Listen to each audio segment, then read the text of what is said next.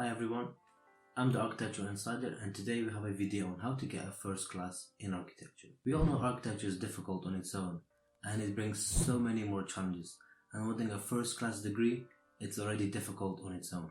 So today I will give a few tips on how to get a first class in architecture. Now I'm gonna keep them quite brief because I could talk hours about them. So if you need anything, any more questions or anything, comment down below and I promise I will reply to every single comment. To get a first class degree, you need overall over 70 in all of your grades. Now, not all of your grade, it depends on how a university calculates the end result. Now, thankfully my university, it had an online calculator, which was quite helpful. But normally they use your second and your third year grades together. I don't know exactly how they do it, but I will pop up some information which will say exactly how it's done. Now the first step is stay focused on getting that top grade. When you aim to get this first class, you have to put in the maximum effort, long hours, minimum social life, but if you manage everything well, you can do it. It takes a lot of planning too. You need to plan everything, what you do, all of your hours, all of your days, weekly goals, even monthly goals if your semester is that long, and you need to make sure that you hit all of those goals and that you're not leaving things for the last minute, because obviously it's going to be really difficult to get them to the same result as if you have, for example, 2 weeks for presentation rather than 2 days. A lot of people say that you shouldn't compare yourself to your peers in your class and that you should look at your own grades and not look at everyone else. But personally, for me, it helped me looking at the guy who was at the same level and someone who's got higher grades than me, because it gave me a little bit of competition, and I think personally a little competition is always good. Another thing is you need to constantly reflect on yourself to make sure that you are on track. Have you done what you needed to do today? Can you leave some stuff for tomorrow? Can you start on tomorrow's stuff? You need to make sure that you're on track and constantly self-reflect on, are you on track? Because you need to stay on track if you want to get this first class. Tip 2 is manage your time correctly. In a day you have about 24 hours. Say 8 of them you're sleeping, so you have about 16 hours left. So what are you doing with those 16 hours? Say you procrastinate an hour here or there. Say all of your messing around is about 6 hours. You've got 10 hours of solid work. What have you done today in those 10 hours? Sometimes I say to myself, oh wow, it's been the whole day and I've literally done one drawing. Okay, there's no need to beat yourself up over when things like this happen, but you just have to ensure that you're not doing it again the next day.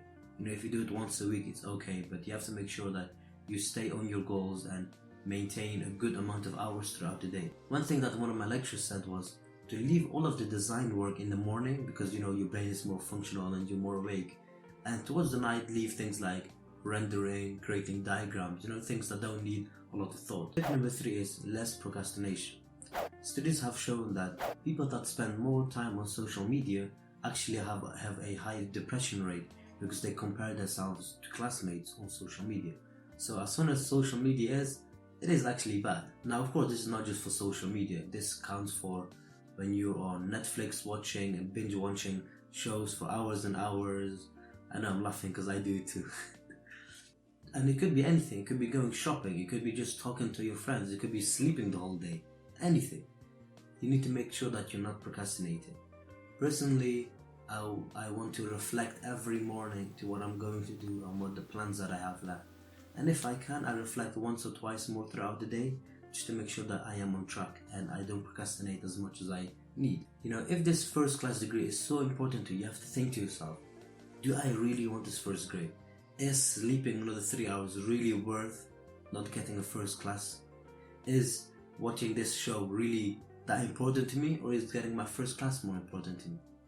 You have to keep saying this to yourself to motivate yourself. Tip number 4, remember to take breaks when you're in uni. So for example, you go to the library and you spend your whole day there doing research. Now at some point you'll get fed up and spend hours and hours procrastinating again, as I said in the previous step. Now the important thing is that you actually write down when you want to have a break and what you might even do, so that you stop yourself from procrastinating and that you have these little power breaks in between your time, so that you can actually get more work done and procrastinate to its minimum. Now, when I was at university, I did a lot of badminton, so I used to get excited in those days that I used to play. I was like, okay, let me go to uni, smash out loads of work, go to my badminton time, and come back, go home, eat, sleep, wake up again, and get some more work done. Now, at the end of the day, I used to reflect on myself, okay, I woke up early, I did a lot of uni work, I played badminton, I got home, I cooked for myself for the next couple of days, I had a bit of a power nap, and I did even more work. Now imagine, you've done so much in one day, and if you keep that on track, you would have been able to balance your social life as well as getting these really good grades, and then at the end of the day, get your first class. Now we're going to talk a little bit more about architecture. The other ones were a bit more general, but are still important. Tip number 5 is hit the brief dead on. You know, we make a lot of mistakes, and personally speaking, I made a lot of mistakes. That you read the brief, okay, I need to make a building X high and X wide. Okay, put the brief aside, start drawing, start designing, everything. But you need to make sure that you use that brief and do a proper brief analysis so that you constantly reflect to it. Am I doing what the brief needs to be? Am I doing what the brief is asking me to do? If you've challenged the brief, are you actually doing it, or did you just say it? You need to make sure that you're doing exactly what the brief says. Now then, obviously we have the other things. For example, make sure that you're smashing out these really good renders, nice diagrams, perspectives, elevations, sections, you know, all the usual. And you have to make sure that you are doing the good stuff. Look on Pinterest, look on YouTube on how to do renders, how to do elevations, how to do sections, how to do diagrams. You need to look at how other people are doing it, because then only you know at what level you are. Sometimes I go through Pinterest like, oh, I can do that, and it makes me happy. But if I go through Pinterest, I'll be like, oh my god, I can't do any of this. I'll be sad then, but it will also motivate me to be at that level, and that's the level you need to be at. Now, another thing that me and my friend have like a bit of an inside joke is, did you go on the extra mile train? So it goes back to, you know, going the extra mile in your presentation or your project, is to going that extra high level of technology, of detail, of doing a lot of elevations, a lot of sections, you know, something that makes yourself stand out from the poster next to you, because that's what it's about. You need to stand out and really show your story of this project. Now, tip number 6 is ask questions. I can't stress this enough, that you need to ask questions. So many times when I finish a lecture, my friends come to me, or I go to my friends, yo, do you know what he said? Like, did you understand anything? Or a friend comes to me, I have no idea what the whole lecture was about.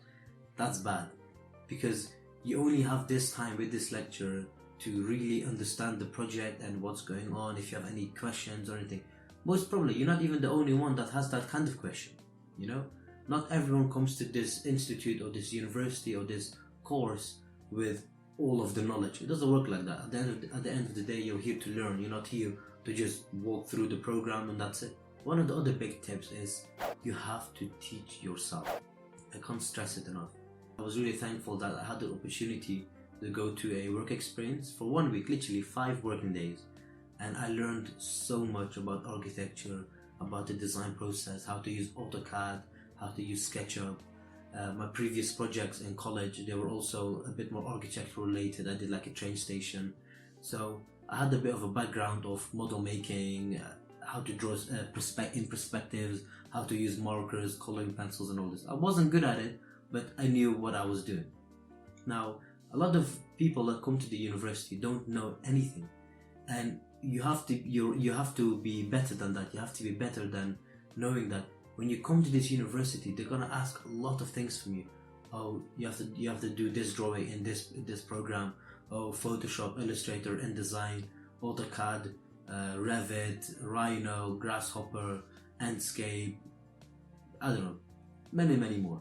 So you need to at least know the basics. AutoCAD, SketchUp, Revit. Even Revit is a bit too complicated for at the beginning, but AutoCAD, SketchUp, learn how to draw in perspective, learn how to use pro markers, use colors, draw on tracing paper, not just A4 paper, get understanding the basics of architecture, what is architecture, the design process. This is very important, and all of this can be found online.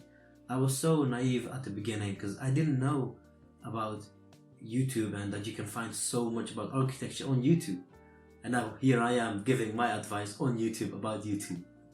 So throughout the years, I learned a lot from my friends and from the lectures, and I had this friend who we all know, Surviving Architecture. She personally helped me a lot with my work, showing me and understanding and making me understand the design process and what you can and can't do, what you should and shouldn't do. And it was really helpful. So try to find a friend who can help you. You know, it doesn't have to be someone who's better than you or whatever. No, just you help each other. One of the best ways to learn is to teach. You know, I helped a lot of my friends in uni, and it really helped me become better. And I know by now I've probably scared you of architecture, but honestly, it's an amazing course, and you're probably scared about all of these big names of programs, but they're all really simple, and it's just teach yourself. You know, all of my skills that you've seen, all of my renders and my sketches and all of my diagrams, I've all learned those myself. Now, tip number 8 is create freely. When you get a brief, try to challenge the brief, and you should be able to design whatever you want. Now, obviously, if something is wrong, it's wrong. If you can't have a floating glass bowl on a stick of wood that's 10 by 10 centimeters. No. Okay, maybe, but it's probably not gonna work.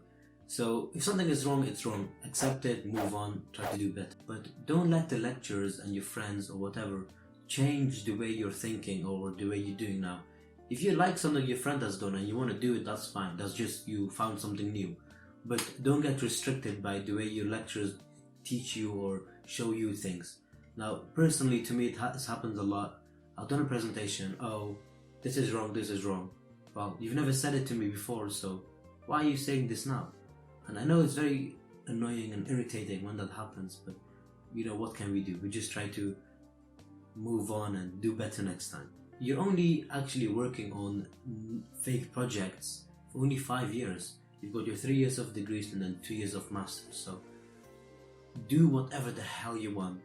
Go crazy with your projects. Do anything. Because this is the only time you have to create something completely crazy. Because once you're in the office, you ain't gonna be able to do those kind of stuff straight away unless you have your own company and you're the next Frank Gehry or whatever, which you should go for anyway. Now, the last tip is tip number 9, which is keep in mind the bigger picture. Architecture can be a very painful and emotional and stressful time. Now, for me personally, my 3 years of degrees have been kind of hell on earth and kind of the best time in my life.